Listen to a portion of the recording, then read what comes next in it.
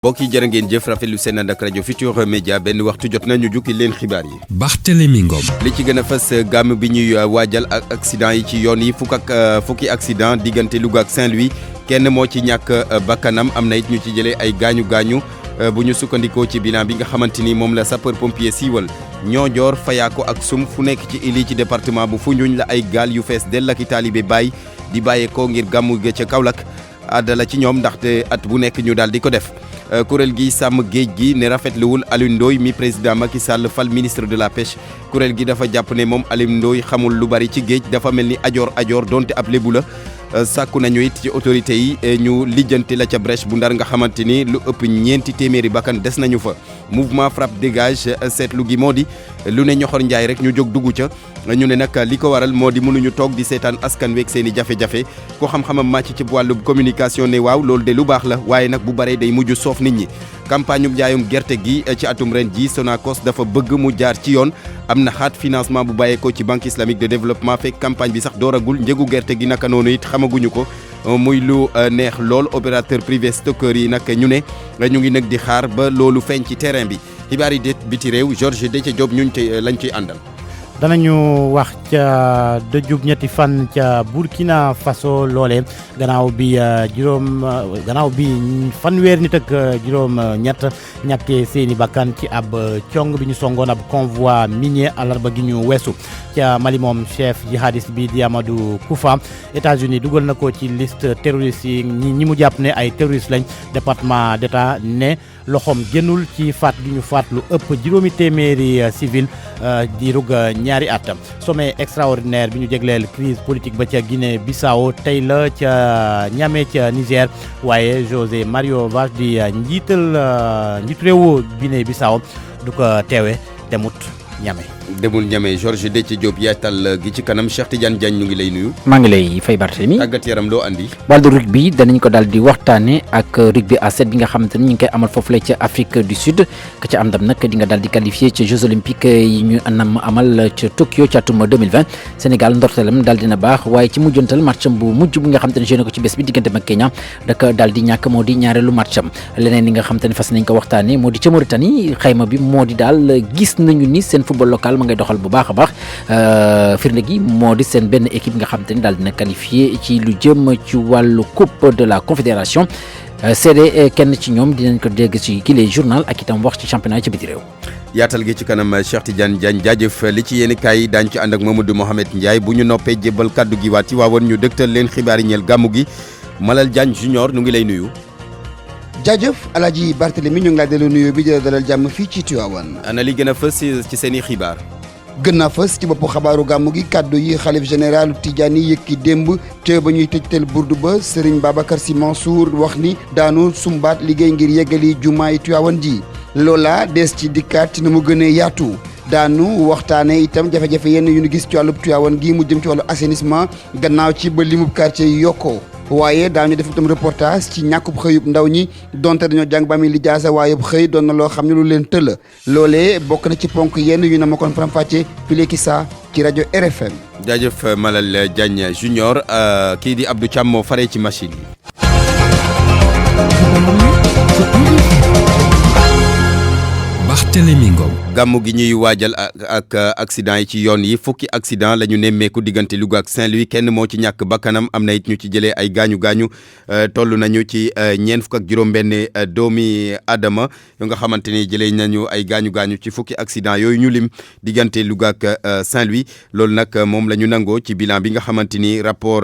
ci bilan bi nga xamante ni sapeur pompier yi siiwal nañu ko ñu ne nag bu ñu ko méngaleeg daaw dafa wàññeeku ñu teewlu ci ki nga xamante ni moo di capitaine Moussa Diagne ci micro Alaaji Njogu Jéen. fi ñu toll nii ci sunu liggéey génn gum nañu ñaar fukki yoon ak juróom benn ci ñaar fukki yoon ak juróom benn yooyu am na ci fukki accident de la circulation fukki accident yooyu def na ñeent fukk ak juróom benn nit yoo xam ne dañoo am ay gaañu ci ñooñu am na ci kenn koo xam ne dafa ñàkk bakkanam te accident boobu ñu ngi amee diggante Louga ak Saint-Louis ci village bu ñuy wax Raw donc yeneen activités yi ay activité wu service de représentation la mooy am aar nit ñi ci place yeeg yooyu bilan bi nag buñ koy comparé ak bilan wu daaw dañuy gis ni bilan bii moo gën a favorable en tout cas parce que daaw ci fiñ toll nii amoon nañu pour accident de la circulation rek ñaar fukki génn ak ñaar yoo xam ne amoon na juróom-ñett fukki nit ak ñeent yu ci gaañu am ay gaañu te kenn ki sax dafa mujjee ñàkk bakkanam donc globalement loolu mooy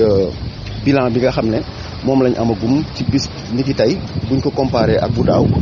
bu ren bi de toutes les façons moo gën a guma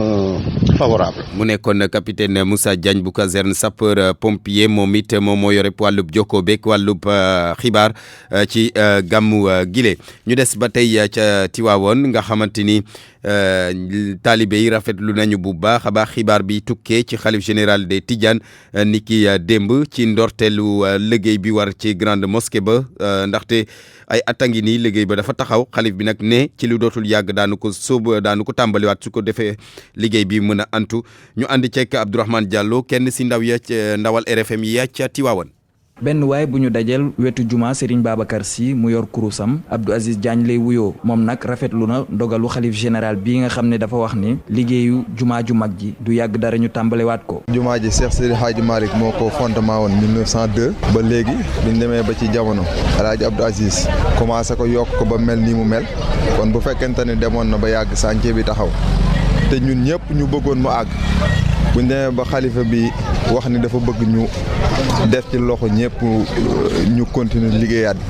loolu dañ koy rafetlu tey ñaan yàlla moo egg. beneenu taalibe Tidiane Astou Fall moom it yëg-yëg li ni mel la am. sant ci yàlla rek di sant yàlla bu wér di julli ci Seydina Muhammad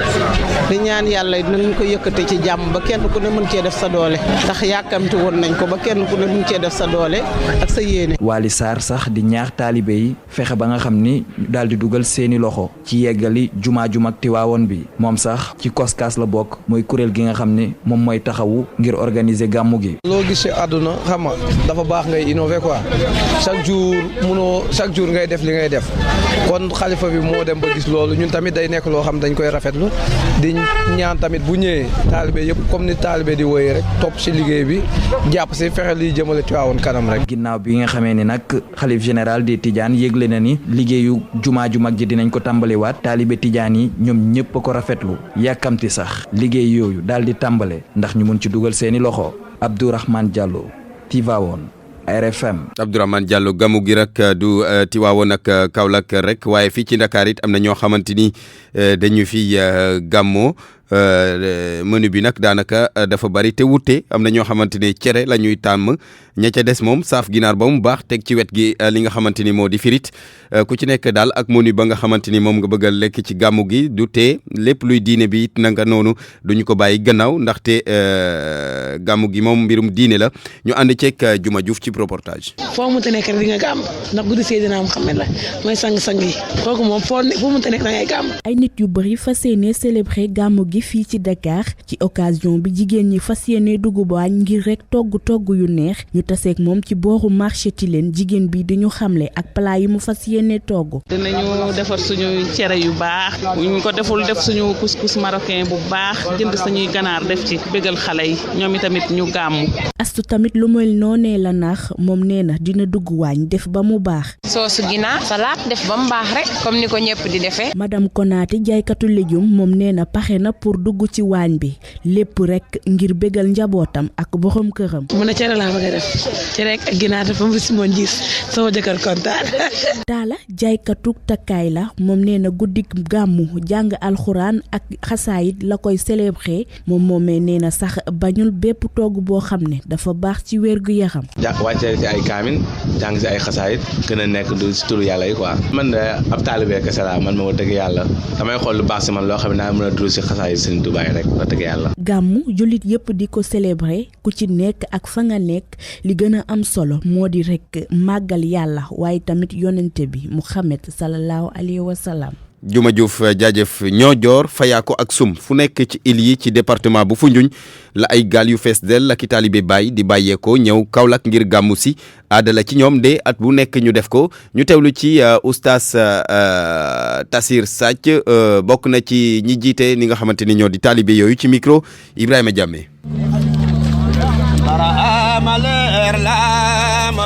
ñëw nañ ci gàmmu gi ànd ak fierté gaal yi teewagu mooy 20 gaal ak juróom ci ñetti commune Djirnda commune Bassoul commune Dionewar loolu day nekk 20 villages yooyu ñaar fukki villages yoo xam ne ñoo jógee Île du Saloum ñëw nag pour feete gàmm bi ci Medina Baye. kon dafa mel ni daanaka bu gàmm jotee kenn du des si. bu gàmm jotee xanaa maire yu màgget yi daal ñoo fay des wax naa la période bi su jotee sax génn sax dañuy am fierté ndax kenn du dem géej kenn du mbaali su weer bi xasee ba teru ñun bàyyi nañ suñ lépp fu ñuy gis dem Medina Baye. ki ñu nampal loolu nag mooy Maolana Cheikh al Islam Alhaji Ibrahima Niass. Baye Niass lan la def ci lii ba ñu am cofeel bi ci moom. jërëjëf ndax sëriñ dafa am noo war a ànd ak moom Baye Niass bi mu ñëwee wonuñu boppam yàlla la ñu won dafa am itam fu mu ñu jëlee yóbbu ñu foofu tey yar boo xam ne ku nekk ci ñun amoon na jamono suñuy maam yi dañuy tëgg di wëy waaye ba fay du duggee rek loolu lépp fay na léegi jaamu yàlla ak liggéey loolu nag ki ñu ko may mooy Maolana Cheikh al Islam Alhaji Ibrahima Niass. mu nekkoon ki nga xamante ni moo di oustaz Tafsir Athie ci taalibe yooyu nga xamante ni ñu ngi jógee ci île yi nekk ci département bu Foundiougne ay taalibe bàyyi lañu ngir rek gàmmu si foofule ca Kaolack wéy ci xibaar yi dem ca Fatick fu sorewul ak Foundiougne ñu jàpp ne foofu nag sapeur pompier ya ñoo jóg fas yéene lijjanti xool nan la ñuy def daal ba daal di dajale ay poche deret su ko defee ñu dimbale ko hôpital régional ba ñoom nag ci noonu la ñu def benn campagne collecte daal deret ngir jox ko hôpital ba nga xamante ni Fatick dafa di zone boo xamante ni accident ya dañ fay faral di bari ci weeru octobre bi rek lim nañ fa lu toll ci juróom-benn fukk ak ñeenti accident ñu ànd ak Aminata Goudiaby. sapeur pompier yu Fatick weer wi weesu nag bëri woon nañu liggéey loolu nee ñu nag lu ëpp juróom-benn fukk ci lu ñu génn ay accident de la circulation ñoom ñoo ko waraloon ñu ni sax am na ñu ci ñàkk seen bakkan lieutenant Mansour Faye moom mooy commandant 32e compagnie sapeur pompier bu Fatick. parce que mois de septembre on a enregistré 42 accidents mois d' octobre ñu enregistré 64 accidents am na ñaar fukki accident ak ñaar yi nga xam ne yokku nañ si loolu nag impliqué na ay 145 victimes dont 6 corps sans vie si mois bi 64 accidents yooyu 52% des accidents sont causés par les motos Jakarta. ci ay activités sociales yi nga xam ni moom la caserne sapeur pompier yu Fatick di faral di amal organiser nañu nag ab journée don de sang liñ ci bëggoon rek mooy may deret banque de sang bu hôpital régional bu Fatick ci wàccaayu gàmmu gi. dañ koy def pour xettali banque de sang bi nekk ci hôpital bi léegi nag dañoo bëgg a alimenter banque bi en cas d' accident bu amee victime boo xam ne dafa soxla benn groupe sanguin ñu fekk que le groupe sera disponible. banque de sang bu hôpital régional bu Fatick nag ña fay dem bëriwuñu loolu nag léeg-léeg li muy indi mooy ay rupture de stock.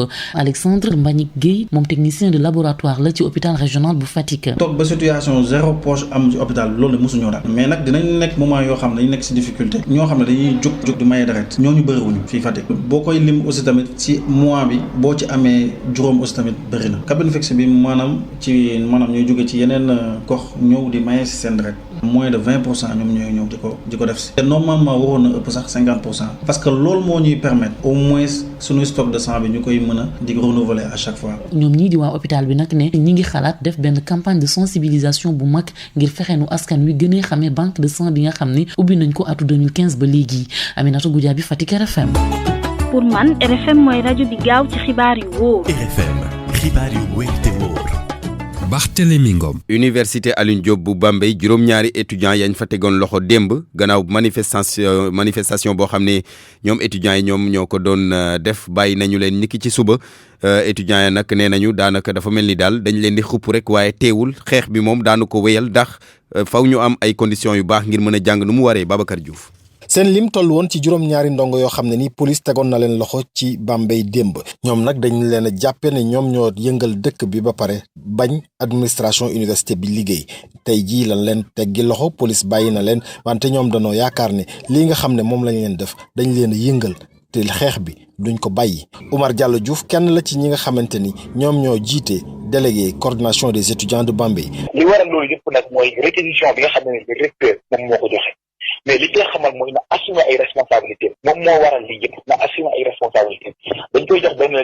délai bu bref ñun dinañ jël suñu disposition dinañ jël suñu matuwaay yu la. xeex bi fan lay mujjee assemblée générale bi nga xamante ni dinañ ko amal rek moom moo ko mën a wax wante ñu fàttali rek ne ndongo yi nga xam ne ñoo nekk ci université bu Bambey dañoo xàppati grève bu amut app ndax li ñuy ñaan mooy ñu defal leen condition yu baax yoo xam ne ni dinañ ko jàngee ci campus yi nekk ci université bi yëpp Bambey yi. RFM Babacar Diouf. Babacar Diouf kuréel gi sàmm géej gi ne rafetluwul benn yoon Alioune Ndoye mi président Macky Sall fal ministre de la pêche kuréel gi dafa jàpp ni moom Alioune Ndoye xamul lu bari ci géej dafa mel ni ajoor donte ab lébu la sàkku nañu it ci autorité yi ñu lijjante la ca brèche bu Ndar nga xamante ne lu ëpp 4 téeméeri bakkan des nañu fa Mohamed Nabi Sila. Collectif pour la sauvegarde du littoral et de la pêche wane jaaxle gu mu am ci wuutu ku Alioune Ndoye def Aminata Mbengue Ndiaye ci boppu ministère gu amee wàllu napp gi lee Mbaye Dièye di seen njiit xamle jàmbat ji gën a tàng te jàmp lool te ñu war ci indi saafara. problème brèche bi damay wax problème sécurité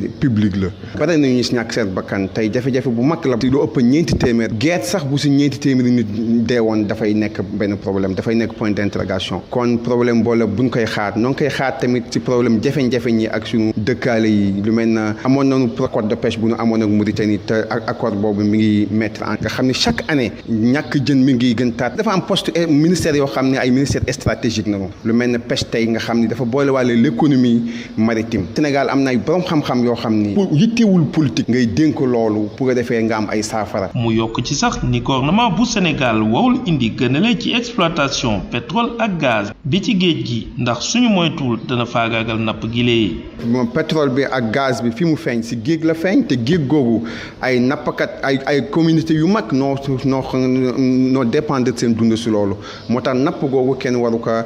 waru ko ñàkkal fayda kenn waru ko sooxal. collectif bi woo gouvernement bi ngir mu baral waxtaan ak réew yi nga xamee ni dañu digaloo ak Sénégal te amee wàllub géej ngir nappkat yi lee am ay licence de pêche yu yaatu ndax nag lu ni mel dana indi wattu bu baax a baax ci seen kaaraange. RFM ci Ndar Géej Mohamed Nabi Sila. Mohamed Nabi Sila ñu wax ci leneen campagne njaayum gerte gi ci atum ren ji Sonacos dafa bëgg mu jaar ci yoon am na xaat financement bu bàyyeekoo ci banque islamique de développement fekk campagne bi sax dooragul njëgu gerte gi kazalika xamaguñu ko muy nag loo xamante ni opérateur privé stockeur yi ñu ngi koy rafetlu ñu ne ñu ngi nekk di xaar ba li ñu wax yëpp waa Sonacos ñu gis ko ci terrain bi ñu ànd ceeg Papa Balla Gueye. fanweeri milliards yoo xamante ne jamono ji am nañu ko ngir daal di mën a door li nga xam ne mooy campagne commercialisation gerte gi ren gi nag ñi nga xam ne ñooy OPS yi kontaan nañu loolu suñu sukkandikoo ci Modou Fall mi nga xam ne moom moo jiite fédération nationale opérateur privé stockeur ak transporteur yu Sénégal yi lée ñuy dunde yaakaar ne ak li nga xam ne moom la Sonacos def bon yi ñu daan faral di am te duñ leen ko fay wala ñu yéex leen koo fay dootuñu ko dund. daanaka jafe-jafe bi ëpp daal mooy jafe-jafem xaalis mooy boo yóbboo gerte gi ci usine bi du la mën a fay fi saa donc loolu daana def retard ay weer wala yu mel noonu wala ay retard yu bari daal daana ci am waaye nag léegi su ñuy déggee ni financement bi teel nañ xam une partie te nga wax la ni financement bi ñu xam it doyagul waaye nag daal na xel kon dañuy jàpp rek ni war nañ mën a gën di teel a fay au lieu que ñuy fay au bout de 1 mois wala yooyu ñuy fay. seen mbëbët nag toll ci téeméer ak fukki junniy tonnes yoo xamante ne moom la ñu nar a jënd Sonacos nag jamono ji ren dafa daal di soppi doxalin directeur général bu Sonacos bi di Modou Diagne Fada muy xamle ne banque relais yi nga xamante ne ñoom lañ doon liggéeyal jamono ji ren yoruñu financement campagne bi lee comme nañ ko daan defee. lebal leen ñu après ñu fay leen suñ mënee am ñoom ñun ñu déposer fa suñu xaalis d'abord pour mën a fay directement opérateurs yi yaakaar naa ne loolu moo gën ci ñoom moo gën ci ñun parce que bu ñu daan lebal yi tamit ñoom dañ ciy teg dara li gën mooy financement bi ñu accordeel ko directement Sonacos dénk leen xaalis bi ñoom bu ko defee di ko jël ndànk-ndànk te loolu yi tamit mooy gën a gaawal yëf yi. ana li ko waral nag am na ci beneen pàcc goo xamante ne ñu ngi koy daal di xaar fi lekk ay weer yi ñu dëgmal suñu sukkandikoo ci directeur général bu Sonacos bi lee. alors mais 30 milliards yi ñu annoncé muy suñu ko jëndee ba joxe justificatif yëpp ba mu egg dekk nañu ñoom pour dolliwaat ñu 21 millions d'euros yu nga xam ne mën na dugaat encore ci campagne bi. njëgu gerte gi ak kañ la ñuy daal di door li nga xamante ne mooy campagne commercialisation gerte gi lée loolee nag fi lekk ayu bés daanu ko xam waaye nag ñii di waa Sonacos ak OPS yi ñu ngi xaar dogaluk ñi nga xamante ne ñooy kilifa yi. am na marché international bi daañu ko xool fu mu toll daañu xool marché local bi fu mu toll bari na paramètres yoo xam ne daal daañu ko utiliser pour mën a fixer prix te xam nga ni daaw bi ñuy fixer prix bi 210 francs état bi ci boppam moo jël ci gafatam bi jege fukki dërëmoon ñaar dugal ko ci prix bi loolu nag état mooy xam ndax dana ko mën wala du ko mën. ay jafe-jafe yu bari ñu di koy faral di am ngir daal di mën a denc gerte gi nga xam ne jot nañu ko jënd ci opérateur yi lée Sonacos nag jamono ji mu ngi xamle ne daañu taxawalaat yeneen i bërëb yoo xamante ne foofu la ñu daal di mën a def gerte gi lépp rek ngir fexe ba wàññi jafe-jafe yi nga xam ne moom lañ daan dund ngir daal di mën a denc gerte gi ci site yi nga xamante ne moom la ñu am. Papa Balla Gueye li leer te leer moo dina daal gerte gi moom ñu ngi ko tàmbalee deqi ci gox yu bari Babacar Diouf suñu ndaw la ca Bambey xam na bu baax lu ne mel ñu wax ci leneen mbirum train express régional dañoo newul daal mise en service bi fanweeri fan waaye app boobu dàqati nañu ko directeur général bu SENTER nag di Abdou Ndéné Sall moo nekkoon gan ak RFM matin ni ki tey jii bañ ko ca laajee moom dafa ne bëggul dugg mukk ci ay mbirum date ndaxte dafa am loo xamante ni moo jiitu mise en service u train express régional ñu teewlu ko Abdou Ndéné Sall ak Babacar Fall. xam nga TER comme avion la bala moo naaw bala moo dem dañ koy certifier y a une période de certification bu nga xam ne mooy tax moo lay jox lu go moo lay jox autorisation de mise en exploitation commerciale loolu nag day jël temps loolu dañ koy def ay tests. mais directeur APIX la mu waxoon ci TFM ci émission jàkkaarloo mooy 30 novembre yi fii dina tàmbali. 30 novembre man déggee ma ko noonu. parce que man même interrogé naa ko. pour ma 30 novembre il parlait de travaux et de confinement mural et de mobilité sociale. léegi 30 novembre bu defar bi yeggee 30 novembre. ñu def certification ni nga koy waxee. kañ la client yi di yegg ci TER bi. bu ñu amee autorisation de mise en exploitation commerciale bi nga xam ni moom mooy intégrer l'ensemble des risques ñu résoudre ko. app bi lañ bëgg a xam kañ lay doon. mais xam nga certification mi ngi mel ni nga dem def examen parce que da nga naan def naa lii. yow yaay directeur général bi soo ñu waxul kañ lay tàmbalee kenn du ko xam. non c'est-à-dire moi je veux pas m'engager sur des dates parce que quand même c'est une certification sama wet dañ koy def une procédure bien de suñu yaakaar mooy que certification bi normalement travaux yi pare 2 semaines de war a durer normalement mais quand même comme c'est un examen mën nañ ñëw ni la attention il faut nga defaraat li moo tax mënoo wax date exacte loolu yëpp bu ñu koy def c'est pour assurer une sécurité totale ci affaire du chemin de fer parce que donc vraiment bu kenn yàkkamti affaire bi dañ koy jaaree ci yoon ba am une assurance totale que kii du am benn problème ñu daag doo ko fonctionner passerelles yi ak pont yi ñu mën a dem ak dikk de part et d'autre de l'axe ferroviaire te loolu ñi ngi accéléré bu baax a baax même bu ñu am glissement peut-être 2 semaines rek lañu am glissement mu daal di pare. mu nekkoon Abdou Ndéné Sall ma fàttali leen ko moom moo nekkoon gan ak RFM matin ni ki tey jii lii nag xibaar la bu ñu dab léegi mu di accident boo xamante ni mu ngi amee ci fay tolloog ci nik Mbarik mu ngi nekk digganteem ak Mexe mu ngi toll ci 1 kilomètre ñaari woto ñoo fa mbëkkante am na ku ci ñàkk bakkanam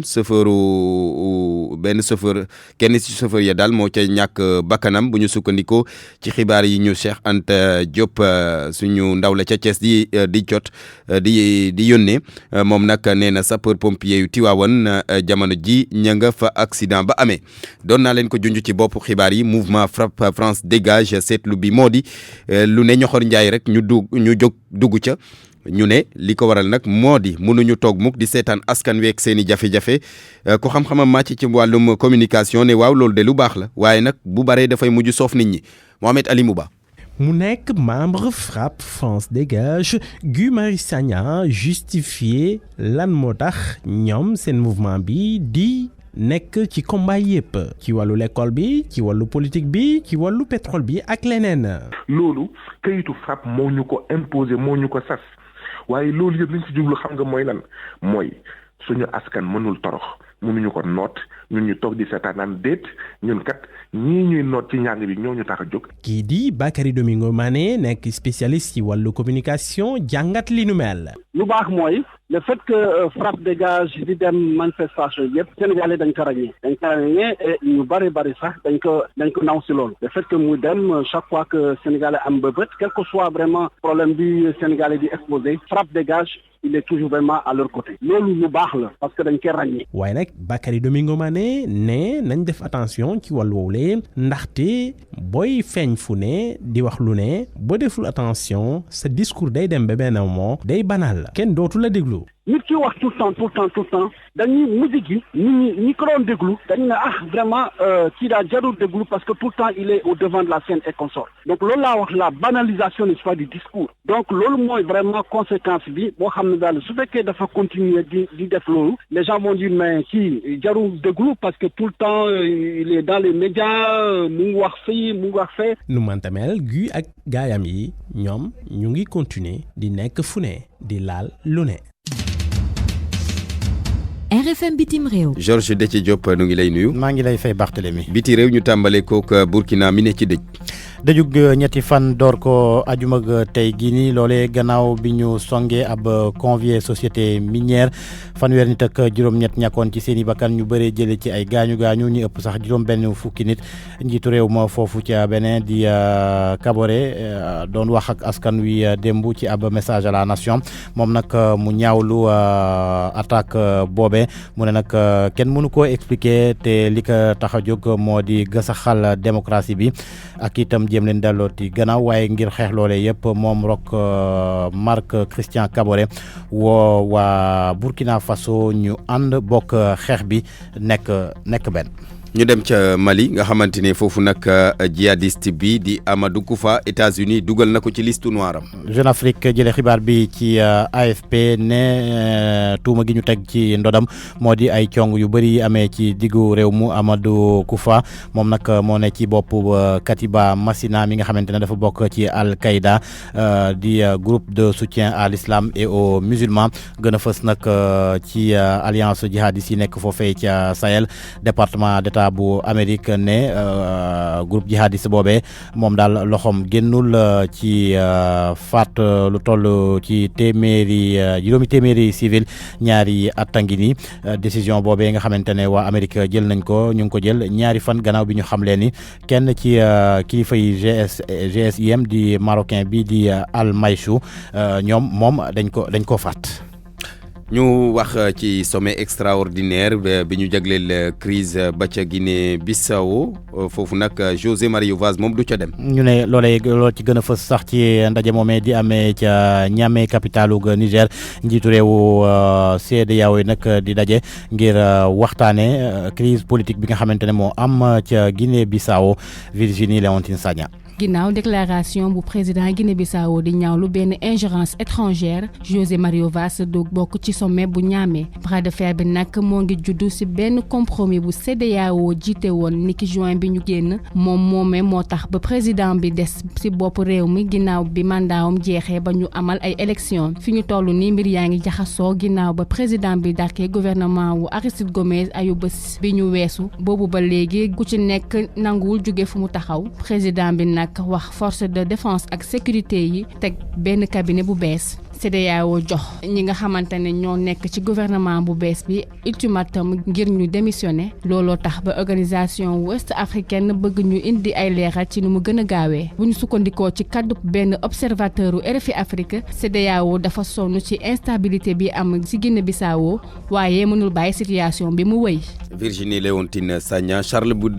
Blé Goudé Georges daañu ko àtte ca Abidjan. chambre d'instruction bu parquet général bu Abidjan moo jël dogal gu ñu mel démb yóbbu ko moom ma fa nekkoon ministre de la jeunesse ci kanamu tribunal criminel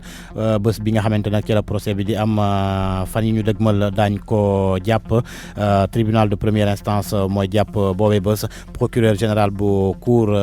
d'appel xamle li tax ñuy yóbbu Charles Blé Goudé ci tribunal criminel bokk na ci ay ñaawteef yi nga xamante ne def nañ ko ci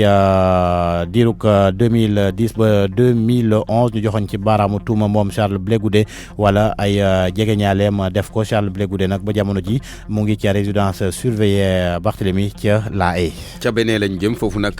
njiitu réew ma di Patrice Talon li mu bëgg moo di Yaay Boni dellu si. mu ngi ko xamle ci ab waxtaan wi mu seq ak RFI ak France 24 ci waxtaan woowee sax àdduna ci réforme franc CFA bi.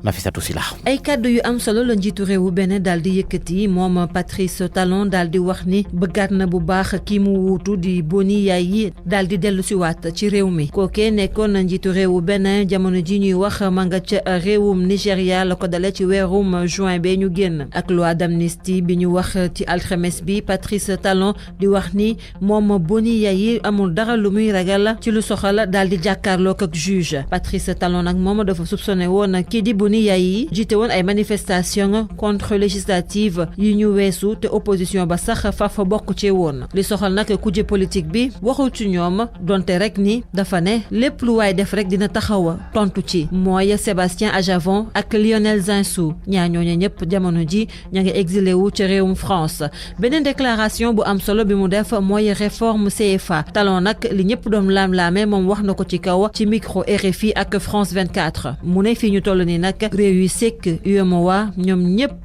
daal nañ ci ànd mu wax ni nag suñuy réserve duñu nangooti réewum France kese di koy denc waaye dinañu ubbeeku ci yeneen banque centrale partenaire bu ci mel ni Amérique du Nord Europe Chine wala sax Japon. Nafissatou Sylla Georges ñu jeexale Canada bi jógtee ak ab réforme bu mu jagleel immigration bi waaye mbir ma daal coowa nga ca de. coowa nga ca ñu bëri ñaawlu ko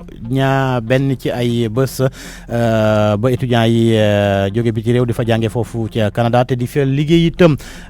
jóg ne dañuy def pression ngir gouvernement bi ak François Legault dellu gannaaw étudiants yooyee am na ñi leen jàppale bokk na ci ay avocat ay parti féetewoo ci kujje gi ak ay employeur Mamadou Aïcha Ndiaye ci ay leeral. jamono ji nga xam ne kii di ambassadeuru Sénégal bi nekk ca Ottawa dafay ganasi waa Québec mooy tukkib liggéey boo xam ne bi ba Viviane Bampassi war na ko amal ak doomi Sénégal yi nekk fii ci wàllu Québec tukki bi nag liñ ci gën a nemmeeku mooy dina waral li nga xam ne kii mooy doomu Sénégal yi war na soxla ay këyitu juddu wala lu xeetoog ay passeport ñu yeesaleen loolu laata valise diplomatique bi di tourné jëm ci yeneeni gox ñëw boobu nag mi ngi tombeek tembe jàngkat yi dongo daara yi ak waaye liggéey yi nga xam ne kii jógee nañ ay Afrique jógee Asie jógee Europe ci yeneeni réew gouvernement François Legault jàppoon na ko pour génne bépp waaye liggéeykat wala étudiant boo xam ne bi jàng nga ba am sa lijaasa li ko waral nag mooy dañ doon faxe dugal loi boo xam ne bi ci wàllu tukki bi loi bu ñuy tuddee le programme expérience québécoise muy war a wàññi ñi nga xam ne kii dañ fay nekk te seen jàng wala seen liggéey pare loolu nag François Legault daal dindi na li nga xam ne kii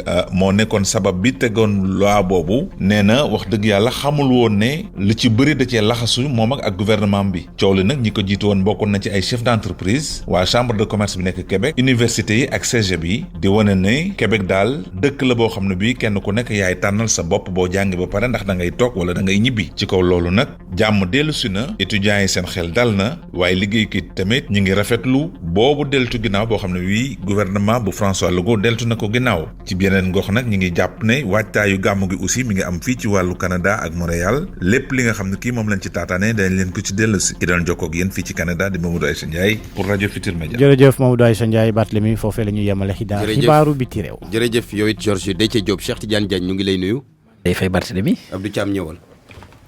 RFM Sport. Cheikh tàggat yaram ñu tàmbale kook rugby. Sénégal moom gagné na matcham gu njëkk. waaw tey ji suba la ñaari match la woon bu njëkk bi diggante mag ñi nga xamante ne ñoo di waa Maroc Sénégal daal di ko daan 29-17 ñaari ba nag dañoo daal di ñàkk seen diggante ak Kenya 50-0 ndax Kenya jàppale ni ci rugby à 7 daanaka daal ñoom ñëpp jàpp nañu ni seen mbir la donc loolu moo di score bi nga xamante ni jox nañ ko jox kon bokk gars yi gannaaw bu ñu doon amal seen deuxième match fàttali na googu le tournoi bokkoon na ci yoonu lii di Jeux olympiques yu na ma amal ci atum 2020 foofule ca Tokyo ñu daal di wax ci équipe nationale bu beach soccer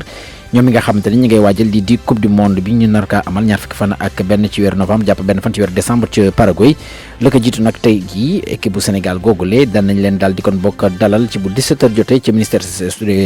des sports jëriñ gu yore wàllu takkat yaram bi nag di Matar Ba daf leen fas yéene kon bokk jébbal li nga xam te daal moo di raaya réew mi laata ñu jublu kon bokk ci googule coupe du monde fàttali Sénégal muy nekk ci groupe C bi ànd ceeg Russie Biélorussie ak Émirats arabes unis Soda Thiam mooy daal di dellu si kon bokk ci jaar-jaar équipe bi fan yi ñu weesu. Sénégal nag daal dinay amal coupe du monde am gu njëkk ci atum 2007 boobu ba léegi nag édition 2009 bi képp la daal di raté te ci ndorteel li sax Sénégal demoon na ba ci quart de finale yi ba daal di àgg sax te juróomeelu place ba boobu nag moom moo nekk résultat bu gën a baax ci coupe du monde Sénégal itam daal dinay joué waat quart de finale atum 2011 waaye boobee ca juróom-ñaareelu place ba la mujjee naka noonu itam ca 2017 waaye foofee nag dem na ba ci juróom-benneelu place bi waaye nag lu jëm ci atum 2008 2013 ak 2015 Sénégal dépassé phase de groupe bi lu jëm ci édition 2019 gi nag équipe nationale bu beach soccer bu Sénégal bëgg na def lu gën la mu daan def ci yeneen édition yi la weesu maanaam dem sax ba ca demi-finale ya ñu gis ni nag depuis ba ñu jëlee coupe d'Afrique des nations bi atum 2018 ba léegi équipe bu Ngalla Sylla bi ma ngay waajal gi la coupe du monde ñu daal di koy tàmbale sax ci Jeux africains yi nga xamante ni capitaine bi di Alseyni Ndiaye ak i ñoñam wane nañ seen bopp ba daal di jël raw gàddu gi ban fa jógee nag Sénégal itam daal dinay bokk ci benn compétition gu ñu naan mondialito fële ca Portugal Portugal foofu nag ca ñaareelu place ba la ñu daal di mujjee ba tey lu jëm ci wàccaay ñeel coupe du monde gi équipe nationale bu Sénégal daal dinay amal ñaari jongante xaritoo seen digganteeg benn club bu Marseille boo xamante ni sax da koo daan ñaari yoon yépp équipe bu beach soccer bi itam daal dinay bokk ci jeux mondiaux de la plage waaye foofee nag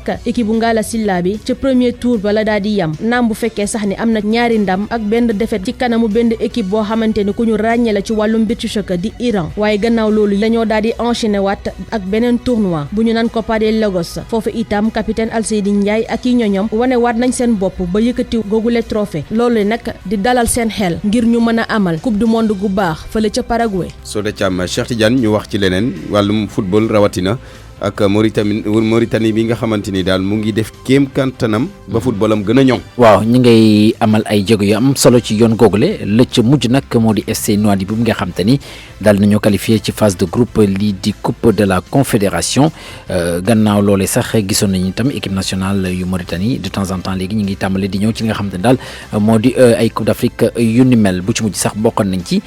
loolu nag am na li nga xamante ni moo ko daal di waral ki nga xamante ni moom moo di rédacteur bu site en français bu FC Nouadhibou doon itam membre ci département communication fédération mauritanienne bu football mu ngi yëkkati ay kàddu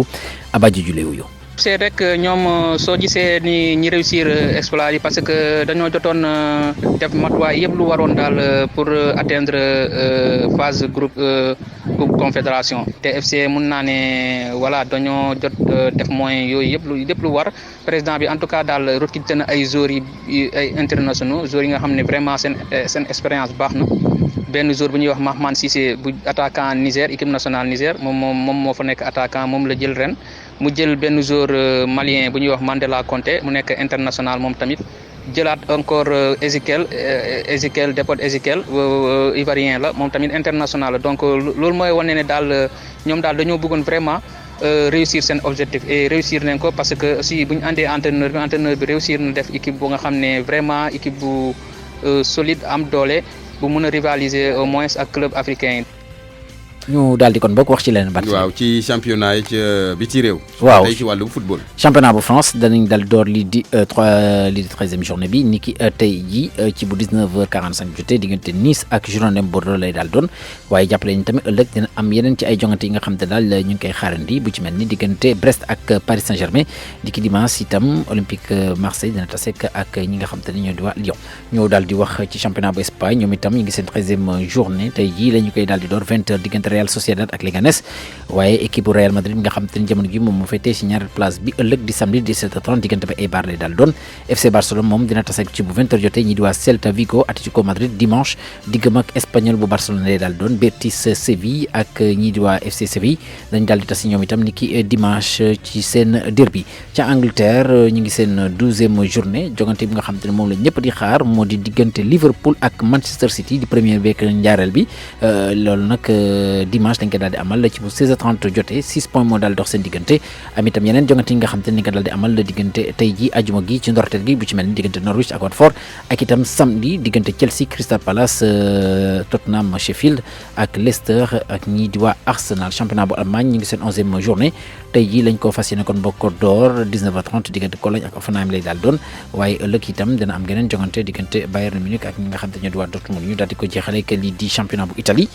mi nga xamante ni ñu ngi seen 12e journée tey jii 19h45 Sassuolo Bologne samedi 17h Inter de Milan AS Vérone 19h45 Napoli bu Kalidou Koulibaly ak Genoa dimanche nag moo di daanaka mën nañ ko tuddee choc donte sax fi mu toll nii doole yamul seen diggante moo di ñii di waa Juventus de Turin mi nga xamante ni dinañ dalal ñii di waa Milan AC.